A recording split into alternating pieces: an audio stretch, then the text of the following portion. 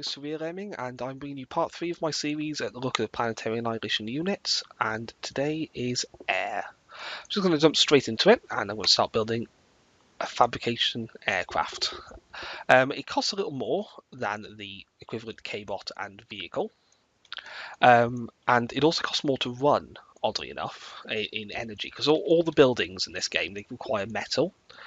However, all the units that make the things, the buildings and the units that build and make units, use up energy while they're doing their cycle.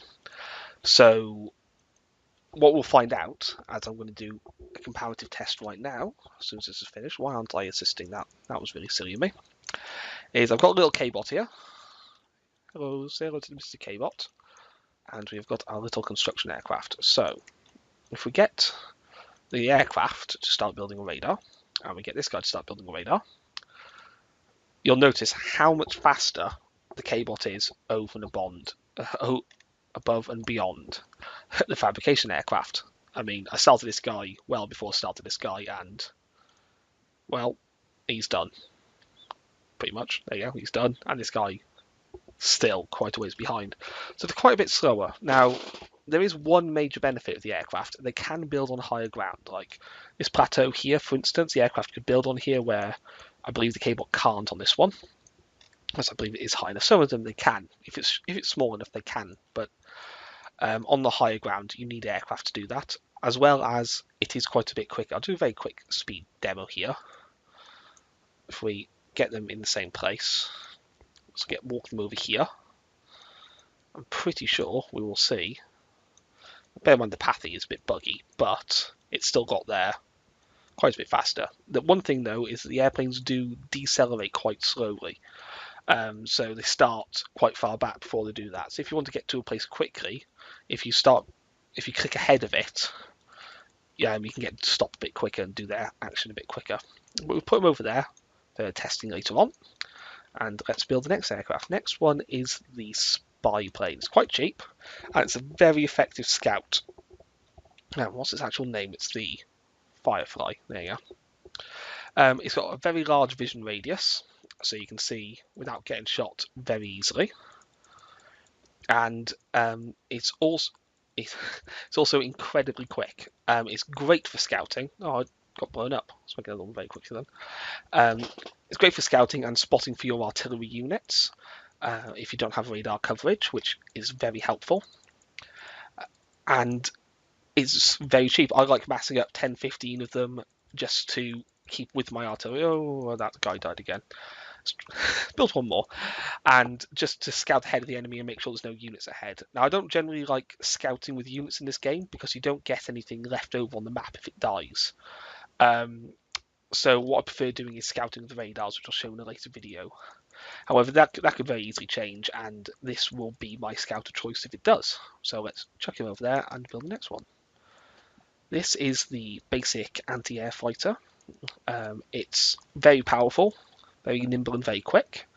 I actually prefer this over the Tech 2 variant simply because in a fight, I think cost-wise, it takes more of these to take down a Tech 2, I believe. However, if you get enough mass of these, you can take down Tech 2s very cost efficiently, which is very nice. And we've got the last thing, which is the bomber. Now, the bomber Tech 1 isn't particularly great, simply because it's actually the slowest plane. It's slower than the Tech 2 bombers, and it doesn't really have enough AoE to make up for it. It's fairly good against mass T1 units, which don't have any anti-air in them, as we have said about the anti-air units being incredibly good. So if against early rushes and whatnot, that can be quite helpful. However, I would generally skip these and just build a few of these. One thing to note, which is a little odd, is the anti-air fighters and the spy planes can both attack ground, which is confirmed as not a bug, and is a little strange. So it actually means that like these two can be used for scouting early on and taking out engineers as quick kills. And a spy plane actually kills an engineer pretty quickly, which is quite cool. You get 5 or 6 of them. You can easily do scouting runs for picking up engineers trying to get mass around the edges. kind of like you did with old scouting bots in SupCom, but a lot more efficiently and effectively.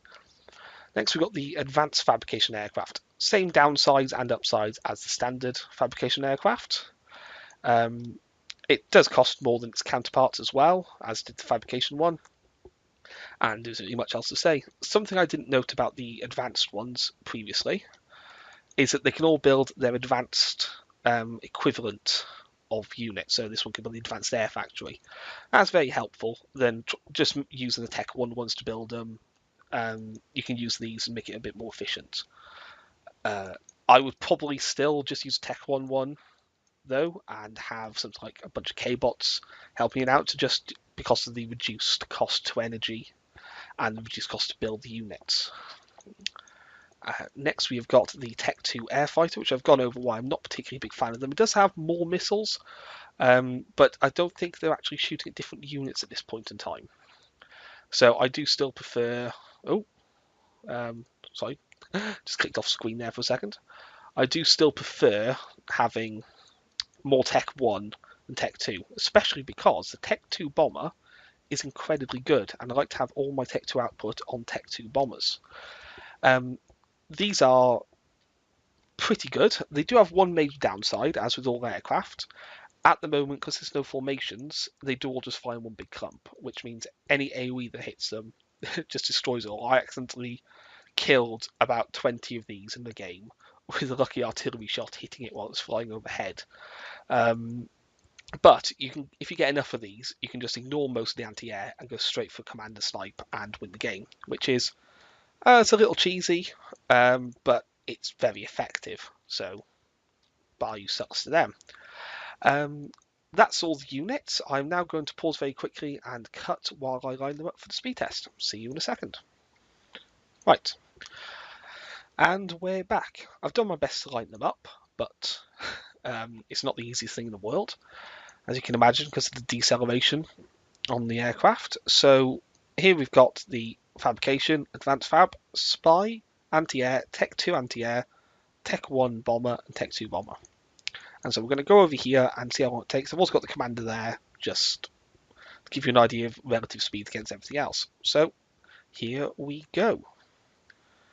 As you can see, the first one to take off was indeed the spy plane, followed by the anti-air units, which are pretty fast. Now, the reason it caught up so well there is because the Firefly takes a long time to decelerate, but it is a lot faster than the other ones.